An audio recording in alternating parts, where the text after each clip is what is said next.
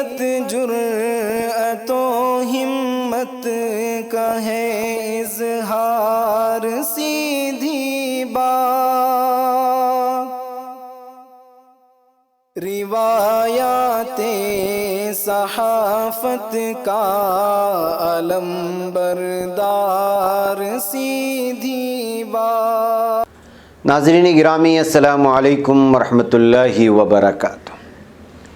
सीधी बात के ताज़ा तरीन प्राइम टाइम में आप लोगों का इस्तकबाल है। नाज़रीन गिरामी, मैं अंसार अज़ीज़ नदवी इस वक्त कुछ अहम तरीन ख़बरों की तफसीलात और उस पर तबसरे, वायरल वीडियोस और तनक़ीदी तफसीरे और तज्ज़िये लेकर के आप लोगों की खिदमत में हाज़िर हुआ। नाज़रीन गिरामी, मैं आपको बताऊँगा कि किस तरह एक मुस्लिम लेडी डॉक्टर ने 10 रुपये लेकर के इलाज करने का फ़ैसला लिया तो सुर्खियों में छा गई।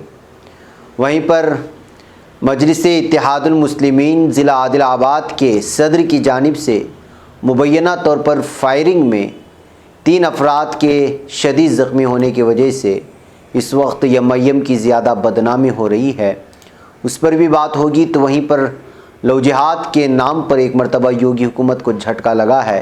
मुस्लिम नौजवानों की गिरफ़्तारी पर इलाहाबाद हाई कोर्ट ने रोक लगाने का फ़ैसला सुनाया है। मैं वो बताऊंगा। अमेरिका किस तरह से लगातार पाबंदी आयद करता जा रहा है। अब चीनी ड्रोन बनाने वाली कंपनी पर पाबंदी की खबर आ रही है।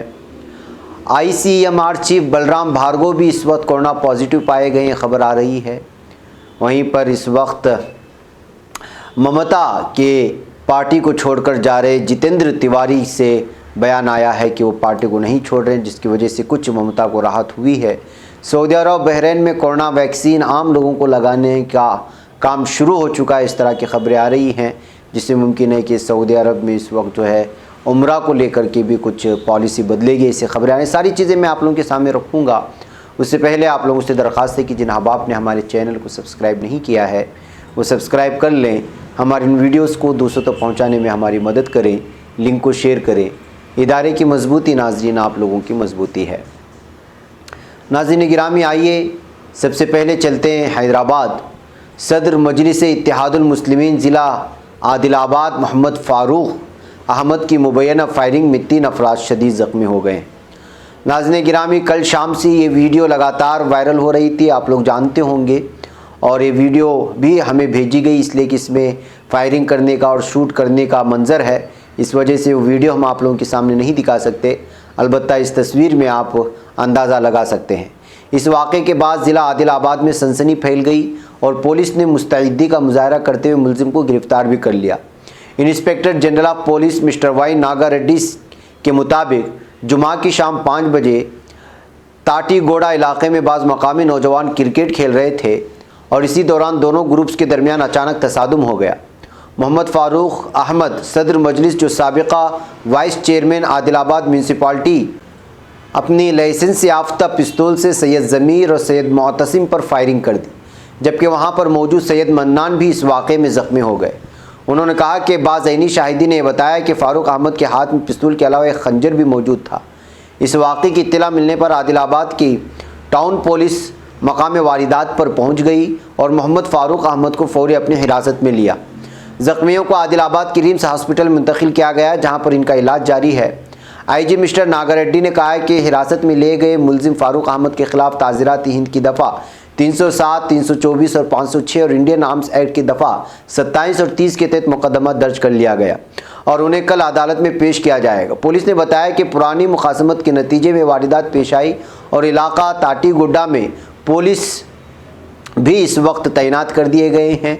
Inspector general Y Naga Reddy ने कहा कि मुलजिम के असलहा के लाइसेंस मनसूख करने के लिए ज़िला कलेक्टर और मजिस्ट्रेट को मकतूब भी रवाना कर दिया गया है। इस तरह की खबरें सामने आ रही हैं। तो नाज़रीन, आप अंदाज़ा लगा सकते हैं कि एक छोटी सी मामूली सी बात को लेकर के किस तरह से जो है एक मशहूर पार्टी का सदर वो जो है पिस्तौल लेकर के बाहर आता है। इसके बाद से मजलिस को लेकर के अलग अलग तरह के तनकीदी तबसरे सोशल मीडिया में शुरू हो गए। हैदराबाद में इस खबर के बाद वैसे भी जो सियासी हरीफ हैं यम के, वो रास्ते पर निकल रहा है, पूरी तरह से इस वक्त तनकीद कर रहे हैं। ऐसे हालात में मजलिस को भी चाहिए कि वो जब अपने लिए लीडरों को चुने तो कुछ ऐसे लोगों को चुने जो संजीदगी से खिदमत करने के हामी हो। ऐसा नहीं कि वो गुंडागर्दी करते फिरें और जो है छोटी मोटी बात के लिए जो है पिस्तौल निकाल लें। आइए नाज़रीन आगे चलते हैं और उस लेडी डॉक्टर की बात करते हैं जो सिर्फ 10 रुपये चार्ज करती है। जी हाँ, आंध्र प्रदेश के कड़वा से आ रही ये खबर आप लोगों के लिए खुश करने वाले होगी। इस वक्त सबसे ज़्यादा कोविड-19 की इस वबा के दौरान और लोग जो सबसे ज़्यादा परेशान है माशी हालात के दौरान, अगर कोई ऐसा शोबा है जो सबसे ज़्यादा इंसानों का इस्तेहसाल कर रहा है तो वो तिब्बी शोबा है और डॉक्टर्स हैं। मैंने कई ऐसी ख़बरें आपको दिखाई, कई ऐसे भारत भर से आई हुई वो वीडियोस भी दिखाए जिसमें लोग जो है बुरी तरह से डॉक्टरों की जुल्म व तशद्दुद का निशाना बने, कहीं बिल ना भरने की वजह से, कहीं इलाज ना करने की सूरत हाल, ये सारी चीज़ें हम लोगों के सामने हैं। ऐसे में अगर कोई डॉक्टर 10 रुपये में अगर इलाज करने का ऐलान करे और इलाज करे तो जाहिर सी बात है कि वो आवाम का मकबूल बन जाएगा। उसी में से एक डॉक्टर है डॉक्टर परवीन, जो कड़पा से आ रही खबर है। इन्होंने एक क्लिनिक खोला और ऐलान कर दिया कि वो सिर्फ 10 रुपये में इलाज करेंगी और मुआयना करेंगी। विजयवाड़ा में पैदा होने वाली परवीन ने कड़पा में अपने घर के पीछे जो है उन्होंने एक छोटा सा क्लिनिक खोला और अपने वालिदैन के पूरी पुष्टपनाही और मदद के साथ जब क्लिनिक खोलने के बाद उन्होंने जब वालिदैन से कहा कि जो है मैं सिर्फ 10 रुपये चार्ज करूंगी, तो उनके वालिदैन ने भी उनको दुआएं दी। ये ख़ुद उन्होंने एक गल्फ़ न्यूज़ को बयान जारी किया है। डॉक्टर परवीन ने उन्होंने कड़पा के मेडिकल कॉलेज से MBBS की डिग्री ली थी और इसके अलावा उन्होंने जो है मुख्तलिफ़ डिग्रियां भी हासिल की हैं। और उन्होंने ये भी कहा कि 10 रुपया मुआयने का होगा तो बेड के लिए सिर्फ 50 रुपये वो जो है चार्ज करेंगी। और कहा जा रहा है कि हर दिन वो 40 पेशेंट्स को देखते हैं और लगातार वो मकबूल भी होती जा रही है लोगों में। हम ऐसे मौके पर डॉक्टर परवीन को इतना अच्छा कदम उठाने पर और आवाम और छोटे मोटे कारोबारी और मुतवस्सित तबके के ताल्लुक़ रखने वाले और कोरोना-19 इस वबा के दौरान में बहुत ज़्यादा माशी परेशानी के दरमियान में इस तरह फ़ैसला लेने पर डॉक्टर परवीन वाकई मुबारकबादी की लायक है। और उन्होंने दूसरों के लिए भी और दूसरे डॉक्टरों के लिए भी जो इस्तेहसाल करने के लिए और लूटने के लिए भी बैठे हुए हैं बड़े बड़े क्लिनिक और बड़े बड़े मल्टी स्पेशल जितने भी हॉस्पिटल्स हैं, स्पेशलिटी जिनको कहा जाता है, वो हॉस्पिटल्स में क्या हो रहा है मुझसे ज़्यादा आप बेहतर जानते हैं। ऐसे हालात में इस तरह का फ़ैसला लेना डॉक्टर परवीन वाकई काबिल मुबारकबाद है और उनके नक्श कदम पर अल्लाह ताला दूसरे डॉक्टरों को भी चलने की तौफीक दे जो कौम की खिदमत के नाम पर लोगों को और बिलखुसूस गरीबों को लूटते हैं। बहरकैफ नाज़रीन, आइए, योगी हुकूमत को झटका लगा है। लव जिहाद एक बड़ा मुद्दा बनता जा रहा है और जो दाएं बाजू की पार्टी की साजिशी थ्योरी है उसके मुताबिक मुसलमान मर्द लव यानी प्यार के जाल में दूसरे मज़हब की ख़वातीन को फंसाकर जबरन मज़हब तब्दील करवाते हैं, ये मानना है। जिस वक्त शिमाली हिंदुस्तान में लव जिहाद एक मुद्दा बना हुआ है, इस पर बहस हो रही है, उसी वक्त इलाहाबाद हाई कोर्ट ने गुज़िश्ता रोज़ जुमा को लव जिहाद के इल्ज़ाम में एक 32 साला मुस्लिम नौजवान की गिरफ्तारी पर रोक लगा दी। नाज़रीन, आप लोगों को मालूम होना चाहिए कि अक्षय कुमार त्यागी नाम के एक शख्स ने उत्तर प्रदेश के मुजफ्फरनगर इलाके में नदीम और उसके भाई सलमान के ख़िलाफ़ शिकायत दर्ज की थी।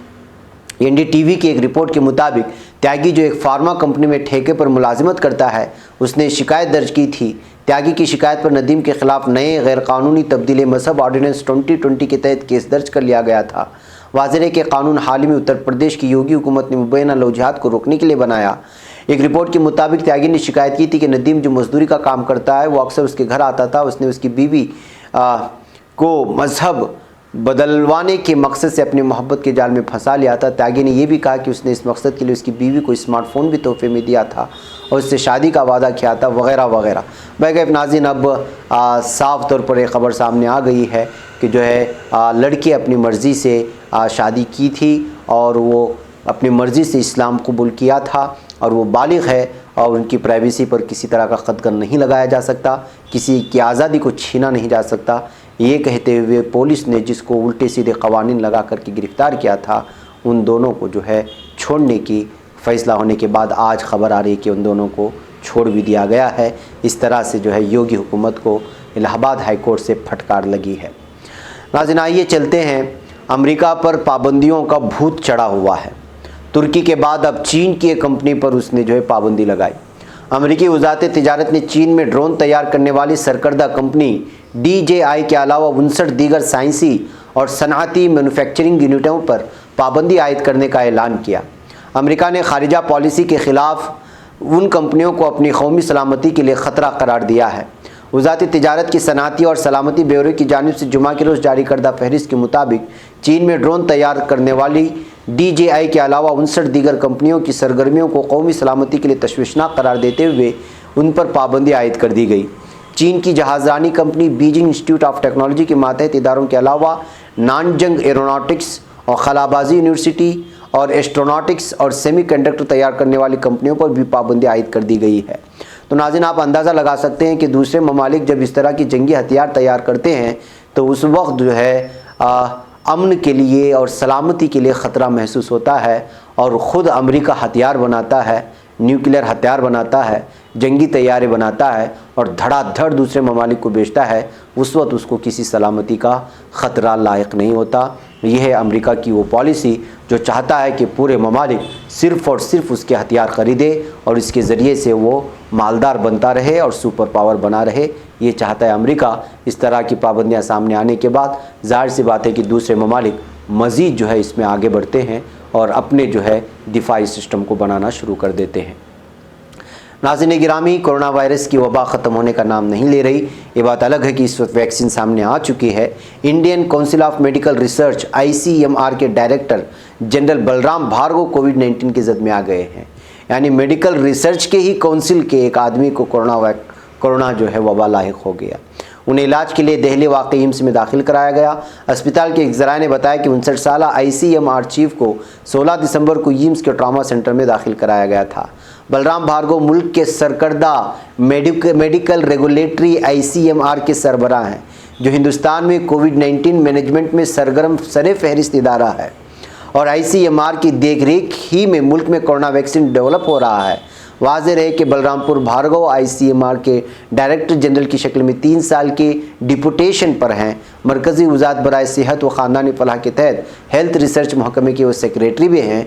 अब उन्हीं को जो इस पर रिसर्च कर रहे थे और उसकी वैक्सीन तैयार करने के महकमे के सरपरस्त थे, कोविड उन्हीं के दहलीज पर आकर दस्तक दी और उन्हीं को अपने लपेट में ले लिया। नाज़रीन गिरामी, आइए बात करते हैं इस वक्त बंगाल में सियासी हलचल जिस तेज़ी के साथ है वो सब आप जानते हैं। बारहा ख़बरें आप लोगों के सामने आ रही हैं।